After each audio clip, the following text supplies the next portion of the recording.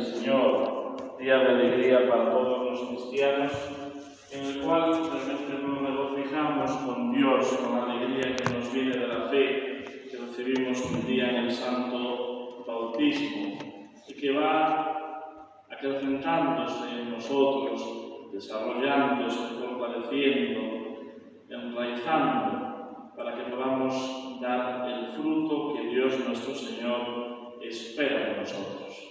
Para los creyentes el domingo ha de ser un día especial de unión con Dios, de gozarnos con Él, de escuchar con atención su palabra, que nos enriquece, que nos adoctrina, que nos enseña cuál es el camino que conduce hacia el cielo, cuál es el camino por el que hemos de andar en esta vida para ser buenos cristianos, para dar el mejor ejemplo ante los demás.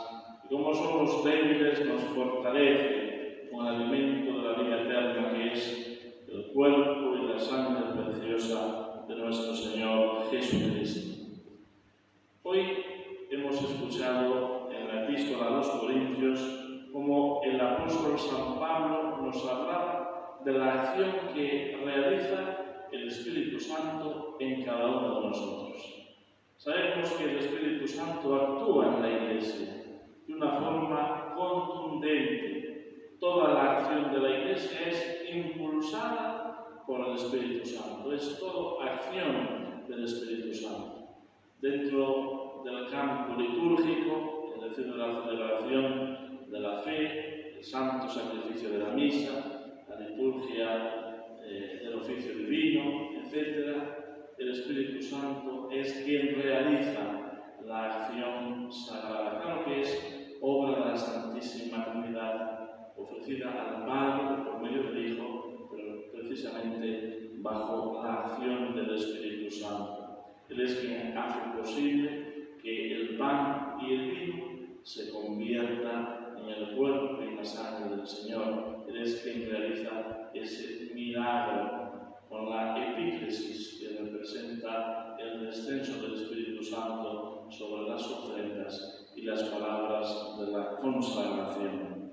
Pero el apóstol hoy nos habla de lo que realiza, no en la Iglesia en su conjunto, como digo, la liturgia, o su acción misionera y evangelizadora, que es impulsada por el Espíritu Santo, o también la acción benéfica o la acción caritativa de la Iglesia, que sin duda también es obra del Espíritu Santo, sino lo que el Espíritu Santo realiza en cada uno de nosotros, en cada uno de los bautizados. Y lo primero que realiza precisamente es inmediatamente al recibir las aguas bautismales, el Espíritu Santo nos hace hijos de Dios, nos da el don de la filiación divina. Ya no somos criaturas, somos de verdad hijos de Dios. Por esta acción del Espíritu en nosotros ya podemos llamar a Dios Padre. Y es precisamente este el don de piedad, uno de los dones del Espíritu Santo, que nos hace ser hijos de verdad de Dios nuestro Señor y como consecuencia hermanos los unos de los otros entre todos los creyentes. La segunda acción importante que realiza el Espíritu Santo es impulsarnos a realizar el bien. Él es el motor que hay en nosotros para que hagamos toda obra buena. El cristiano no actúa con un impulso, no sabe de dónde viene ni a dónde va, sino que se mueve por la acción del Espíritu. Y es decir, que incluso cuando esa obra buena que realiza no es correspondida, no es agradecida, como es el Espíritu Santo quien la impulsa, simplemente por el mismo hecho de hacerla ya tiene plenamente sentido, porque Él nos impulsa siempre a hacer el bien, a hacer toda obra buena.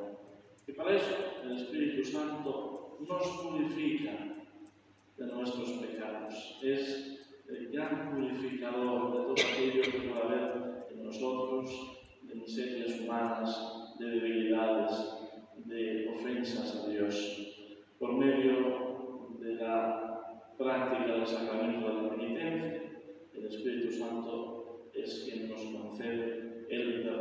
de los pecados mortales. Y después, con distintas prácticas, como pueden ser los sacramentales, la oración, se nos purifica también de los pecados veniales. También el Espíritu Santo en nosotros enciende una lucidez especial de la fe, es decir, para que nosotros podamos ver esa claridad de la fe, el sensus fidelium o sensus fidei, que nos lleva a actuar por espíritu de fe cuando uno realmente tiene como una alerta ante ciertas cosas de la religión referidas a Dios que nos parecen extrañas, sospechosas, que no parecen muy conforme a la verdad real, y lo detecta. Es el Espíritu Santo quien está actuando en nosotros, en nuestro sensus fidei, el sentido de la fe para decir, no, esto no es conforme a la verdad, esto no es conforme a la doctrina católica, esto no es conforme a aquello que nos ha sido enseñado. Y precisamente también para que podamos confesar esta fe, nos dice hoy el apóstol, no se puede decir Jesús es Señor si no es por la acción del Espíritu Santo. La confesión de la fe en el Dios verdadero, en el Dios trinitario, Padre, Hijo y Espíritu Santo, es también acción del Espíritu Santo.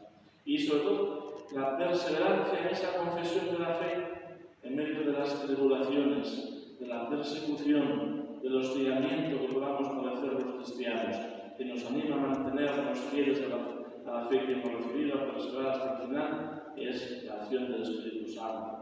Cuando nuestro Señor Jesucristo decía en el Evangelio, no penséis que habéis de decir o cómo os habéis de defender, el Espíritu Santo actuará en vosotros. El Espíritu Santo también eleva nuestro corazón a la virtud de la esperanza, para poder aguardar aquello que Dios mismo nos ha prometido, para poder avivar siempre, en medio de las frustraciones de la vida, de los desencantos, de tantas dificultades que muchas veces puedan desanimarnos, el Espíritu Santo mantiene en nosotros esa perseverancia que es la virtud de la esperanza en nosotros. Ir hasta el final, a pesar de los obstáculos, ir a por todas, porque tenemos la virtud de la esperanza en nosotros que el Espíritu Santo nos da. Y finalmente, la gran virtud de la caridad. Dice el apóstol, la caridad que ha sido derramada en nuestros corazones con el Espíritu Santo que se os ha dado. Verdaderamente el Espíritu Santo es quien realiza toda obra de amor en nosotros. Aquellas que debemos orientar hacia Dios, amarle sobre todas las cosas, que Dios sea lo primero en nuestra vida, que sea lo prioritario a lo que hemos de atender, de servir, de agradar, y después, como consecuencia, el amor a nuestros semejantes. Es el Espíritu Santo quien nos mueve a amar. No son los afectos de la carne, no son las pasiones, los amores desordenados, sino que la verdadera caridad es consecuencia de esta acción del Espíritu Santo en nosotros. Y así podemos dar testimonio de la fe.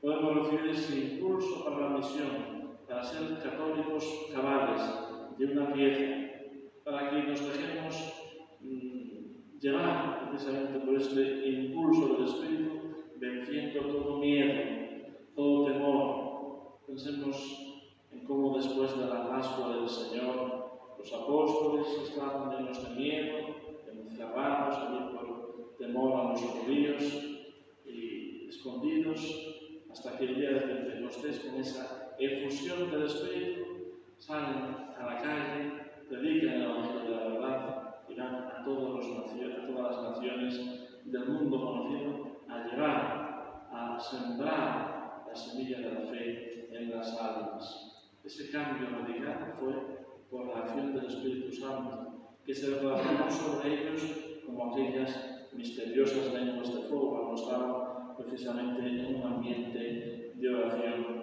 en torno a la Santísima Virgen. El El Espíritu Santo posibilita que nosotros podamos vivir libres de las asechanzas del enemigo, especialmente libres de las ataduras del mundo.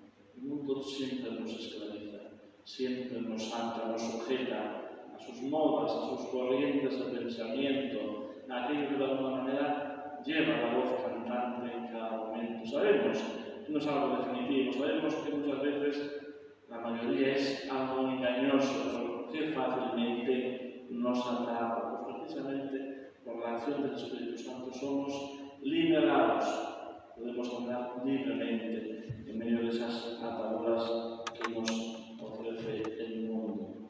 Y así el Espíritu Santo es quien realiza en nosotros toda capacidad de orar.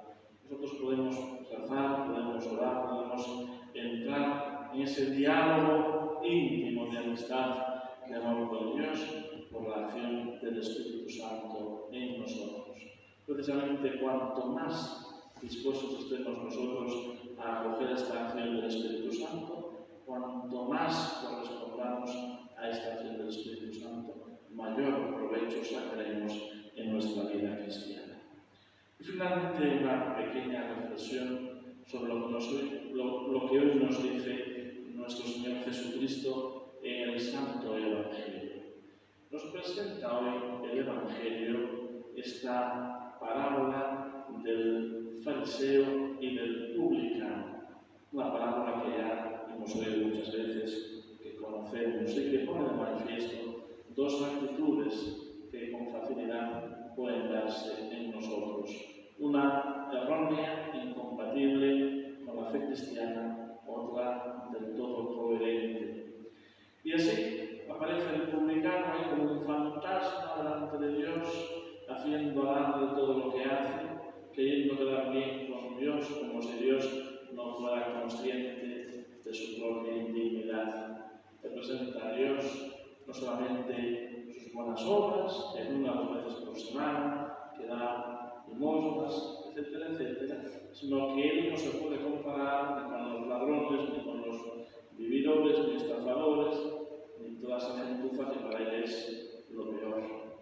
Y por otro lado aparece el pobre publicano que en vez de esa altivez se manifiesta humildemente postrado en el templo del Señor, en el último lugar, dándose golpes de pecho y reconociendo que es un pobre pecador.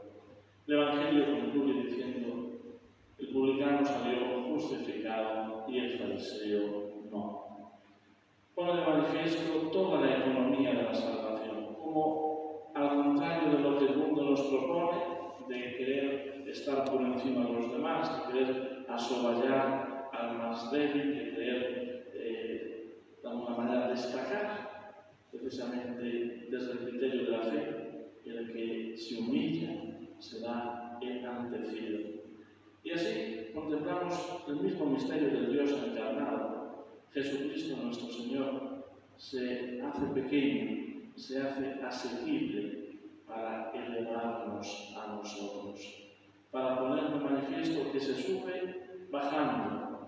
Parece una contradicción, pero es la lógica del Evangelio. Precisamente lo hemos contemplado hace 2 días en la Santísima Virgen María, en el misterio de su asunción gloriosa al cielo. Ella que se humilló, ella que cuando podía hacer alarde ante toda la gente, sus parientes, sus amistades, de que había sido elegida para ser la madre de Dios, la mayor dignidad que una criatura humana puede tener en este mundo, sin embargo se presenta como la esclava humilde del Señor, dispuesta a cumplir en todo su voluntad. Y Dios se ha fijado en la humillación de su esclava. Por eso la ha enaltecido, por eso la ha elevado ya en cuerpo y alma a los cielos. El camino del cristiano es el camino de la humildad. Es la llave de todas las virtudes. Si queremos acrecentar y perseverar las virtudes teologales, fe, esperanza y caridad, en las cardinales templanza, justicia, fortaleza y prudencia, tenemos que adentrarnos con esta llave de la humildad. Ser humildes, ser como somos, y reconocernos pequeños, sencillos, delante de Dios, para que el Señor nos mantenga, que el Señor nos eleve.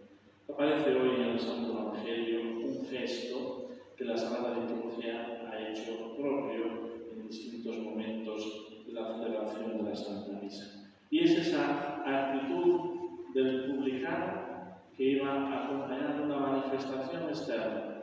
Se daba golpes de pecho. ¿Qué representa ese golpearse el pecho? Pues es reconocerse precisamente humilde ante Dios.